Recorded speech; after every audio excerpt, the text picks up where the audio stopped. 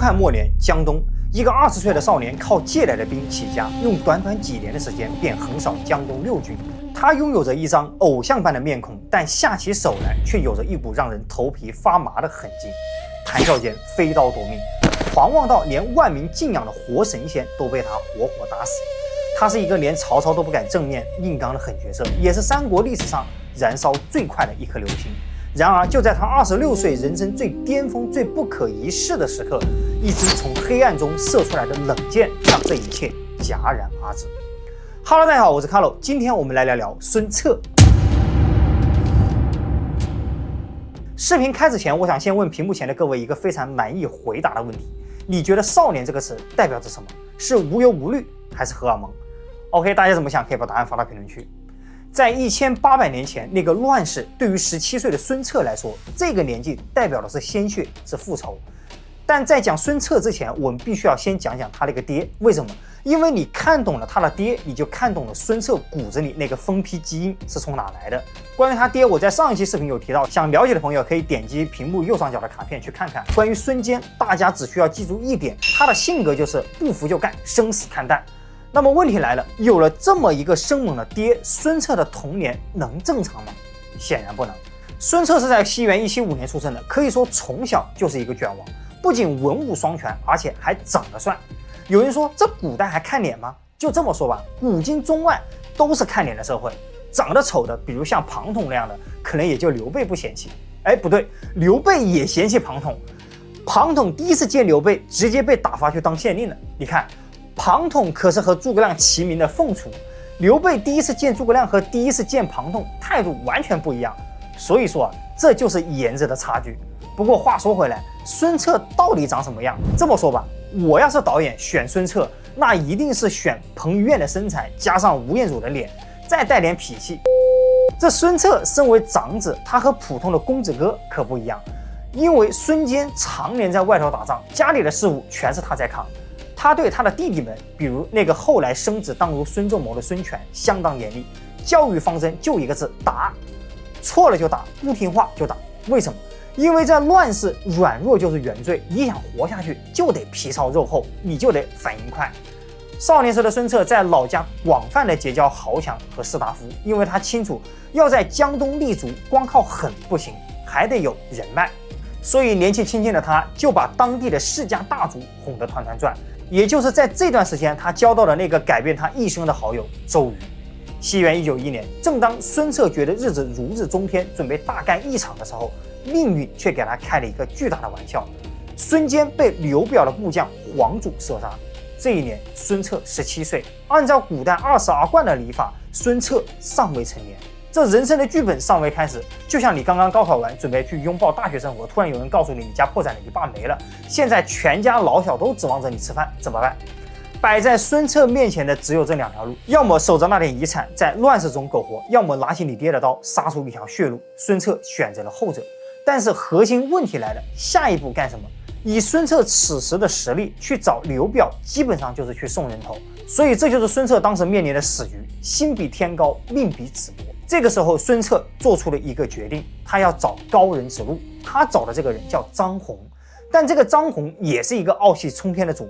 孙策去请他，一开始根本见不着，这也正常，毕竟此时的孙策还是一个17岁的毛头小子。但孙策拿出了刘备3顾茅庐的那股诚意，终于趁着张宏回家给母亲守丧的机会，孙策直接堵到了人家屋里。那一刻，孙策哭了。史书上说他是涕泣横流。我们看《三国演义》都知道，刘备请诸葛亮出山，一开始诸葛亮是拒绝的，后来刘备以天下苍生为由，也是涕泣横流，最后感动了诸葛亮。但历史上涕泣横流请人出山的可不是刘备，而是孙策。这是一个17岁的少年面对杀父之仇、家族重担，内心积压了太久的崩溃和无助。大家注意，这个时候的孙策展现出了一个极为成熟的领袖潜质，那就是示弱。很多人以为当老大就永远要强硬，其实不是。真正的强者是敢于在比自己更有智慧的人面前承认自己的无能。比如当年刘邦面对韩信的时候也是示弱，所以孙策这一哭就把张宏给哭心软了。张宏看着这个哭得稀里哗啦的少年，发现这个小子不是那种只会吃喝玩乐的富二代，他是真的有野心，也是真的有骨气。于是张宏给他制定了一套战略，这套战略的含金量完全不亚于诸葛亮的隆中对。张宏说：“你先别急着报仇，你先去丹阳、去吴郡、去征兵，去把你爹的旧部收回来。有了兵，你就有了一切。然后据长江天险，那个时候别说报仇了，你就是在乱世称王称霸，也没人拦得住你。”这番话让孙策醍醐灌顶。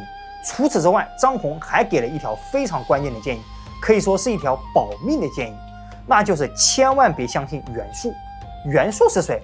袁术就是孙坚当年的老上司，也是孙策现在的老板。张宏早就看透了袁术这个人志大才疏，还一肚子坏水。但此时的孙策太年轻了，他没有听进去。为什么？因为路径依赖。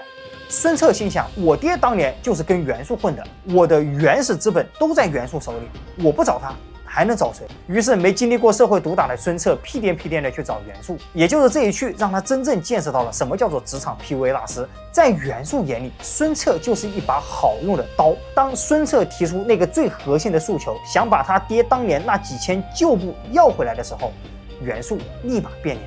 孙策这个时候才明白，在成年人的世界里，感情是廉价的，利益才是永恒的。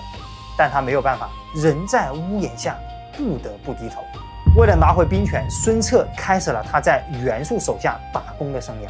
袁术给孙策画了一个大饼。哎呀，大侄子，我要是有你这么个儿子，我死而无憾呀。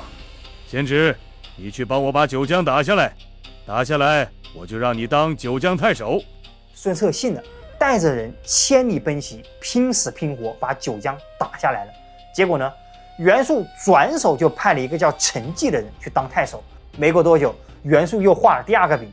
贤侄啊，上次是我不对，这次你去打庐江，庐江可是块肥肉，打下来，庐江太守绝对是你。孙策心里有10000个不情愿，但他还是去了。为什么？因为他没得选。孙策又一次拼了命把庐江打下来了。孙策给袁术打下了2块地盘，最后连根毛都没捞着。这就好比你给公司做了2个亿的业绩，老板承诺给你增值加薪，最后庆功宴上却宣布升职加薪的是老板的小舅子，你还得在下面鼓掌。这一刻，孙策彻底醒悟了，他想起了张宏当年的那句话：别找袁术。他明白了，在袁术这里，他永远只是一个高级的打工仔，永远别想有出头之日。如果继续这样下去，他孙策这辈子可能也就是一个金牌打手，他手里没兵没地盘，还要面对袁术这个老狐狸的控制。就在孙策绝望的时候，一个足以改变历史走向的机会悄悄地出现了。当时袁术有个心腹大患叫刘繇，这个哥们屯兵在横江津，袁术派了好几拨人都被打回来了。孙策敏锐地嗅到了这个机会，他找到了袁术。袁公，看来刘繇这块硬骨头，您手下人是啃不动了。江东是我老家，那地界我熟得很，我也不要您的大军，您只要把我爹当年留下的那1000旧部还给我就行。这一仗，我去替您打。各位，这就是孙策的高明之处，以退为进。如果说他狮子大开口要几万兵，袁术肯定不给，甚至还会起疑心。但他只要1000人。那袁术一听乐了，心想：刘繇我都打不下来，你带1000人去送死，行，你那1000老弱病残我给你也无所谓，就当打发叫花子了。于是袁术大手一挥，准了。这一刻，孙策终于拿到了他梦寐以求的东西——自由。虽然只有1000人、几百匹马，但这对于孙策来说就是星星之火。一旦猛虎归山，蛟龙入海，这个世界就要变天了。孙策带着这1000人一路向东，在那个年代，兵就是匪，匪就是兵。一般情况下，军队过境，老百姓都是闻风丧胆，跟躲瘟神一样。但孙策不一样，他严令三军秋毫无犯，不拿群众的一针一线、鸡鸭鱼肉送到嘴边都不准吃。同时他还发公告，只要愿意来投奔的，以前的事既往不咎，愿意参军的免赋税，不愿意参军的绝不强求。在那个比烂的世界里，突然出现了一支纪律严明、把人当人看的队伍，老百姓能不支持吗？短短10几天，四面八方的豪强带着人马都来了，队伍从1000人迅速像滚雪球一样的滚到了2万多人。有了兵，这仗就好打了。孙策一路势如破竹，把刘繇、泽荣、薛礼这3巨头打得抱头鼠窜。但这还不够，孙策不仅要赢，还要赢得漂亮，赢得让所有人胆寒。这里有一个非常精彩的战役，他的对手泽荣缩在大营里高挂免战牌，孙策怎么办？他玩了一招诈死，他让人放出风去，哎呀，孙郎中箭死了，我们要撤退了。泽荣一听大喜过望，于是这哥们脑子一热，带着人就冲出来准备杀敌。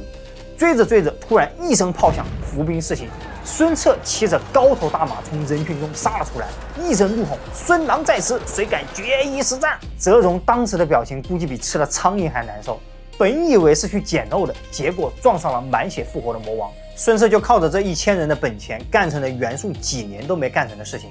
他真真正正的打出了一片属于自己的根据地。但是随着地盘越来越大，孙策身上的另一种特质也开始显露出来，那就是狂，以及随之而来的残暴。多年以来的征战让这个少年的精神状态开始有点变态了。比如有个叫严白虎的军阀，他派弟弟严瑜来求和，孙策同意见面。严瑜这个人有点身手，两人正聊着天，孙策突然拔出刀砍下座位，把严瑜吓得一激灵。孙策收了刀，笑了笑，听说你身手好，我试试你的胆量。这严瑜虽然害怕，但是也不敢发作。就在大家都以为这个事情过去的时候，孙策突然反手抓起了一根戟，直接飞了过去，噗嗤一声正中严瑜的胸口。严白虎最猛的弟弟就像一只鸡一样被宰了，剩下的严白虎势力在孙策眼里就是一盘菜，瞬间被吞并。孙策这种神挡杀神，佛挡杀佛的气势，很快就确立了他在江东的绝对统治。于是大批的人才开始涌入，当年那个对他爱答不理的张宏来了，张昭也来了，江东的才俊们纷纷都拜倒在孙策的魅力之下。大家发现没有，孙策的性格里有一种极其矛盾的魅力，他对百姓仁义，对人才谦卑，但对敌人那是绝对的残酷和无情。这就是乱世枭雄的标配，顺我者昌，逆我者亡。就在孙策在江东混得风生水起的时候，他的前老板袁术在寿春称帝了。在这个各路诸侯都在找借口互相攻伐的年代，袁术直接把自己塑成了一个活靶子。孙策听到了这个消息，估计嘴都要笑歪了。这不仅意味着以前欠袁术的钱不用还了，更意味着他可以名正言顺地和袁术做切割，甚至反咬一口。于是孙策让张宏写了一封绝交信，这封信写得相当有水平，他把袁术骂得狗血淋头，说他是国之逆贼，人人得而诛之。曹操一看，哟，这小子有前途，懂政治，于是立马代表朝廷封孙策为吴侯，讨逆将军。从此孙策彻底洗白，从一个军阀的打手变成了一个大汉朝廷认证的讨逆将军。而袁术呢，众叛亲离，最后吐血而亡。袁术死后，他的残部想去投奔孙策，结果半路被庐江太守刘勋给截胡了。这个刘勋就是当年顶替孙策当庐江太守的那个人。按照他以前的脾气，肯定是提刀就去干，但现在的孙策那是 Plus 版本的孙策，更阴更狠。他忽悠刘勋去打一个叫上辽的地方，刘勋刚走，孙策后脚就把刘勋的老巢庐江给端了。刘勋回来一看，家没了，老婆孩子也被孙策给抓了。曾经不可一世的刘勋瞬间变成了流浪汉，只能哭着去投奔曹操。这就是孙策的手段，不仅能打硬仗，还能玩阴谋。此时的孙策已经占据了江东6郡，他就像一颗冉冉升起的星星，光芒万丈。但是正如那句老话说的，上帝欲使其灭亡，必先使其疯狂。在这个权力的巅峰，孙策开始变得越来越无法无天了。他的傲慢最终也为他埋下了致命的祸根。孙策在江东已经无敌了，无敌之后是什么？是寂寞，是膨胀。他开始容不下任何比他有名、比他受拥戴的人。这个时候，有2个倒霉蛋直接撞到了枪口上。第一个叫刘旦，这是个江东的名士，学问好，人缘好，尤其是《左传》读得特别溜。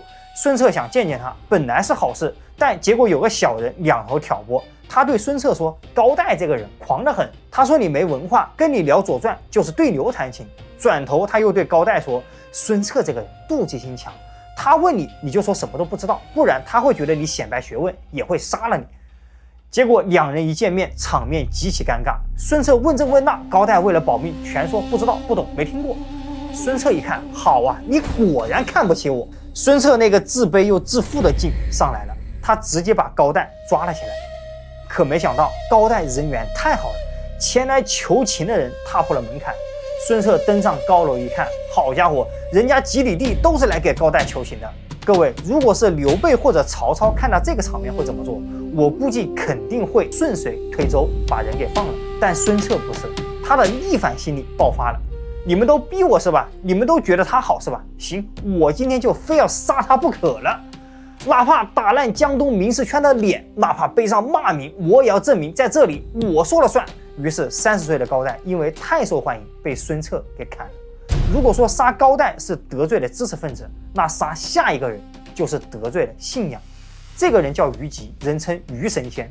传说这个老头100多岁了，用符水给人治病，老百姓见了都得磕头。有一次，孙策在城楼上宴请宾客，虞姬从楼下路过，呼啦一下，孙策一众将领宾客全都跑下去拜见虞姬，拦都拦不住。孙策一个人孤零零地站在楼上，看着楼下那狂热的场面，在那一刻，他感受到了前所未有的恐惧和愤怒。也不想想这是谁的江东，是我孙策的江东。你们拜他不拜我，对于一个独裁者来说，精神领袖比敌人的军队更可怕。孙策是一个坚定的唯物主义者，或者说是一个唯武力主义者。他不信鬼神，他只信手里的刀。于是他把虞姬抓了起来，老百姓、将领甚至孙策的母亲都来求情。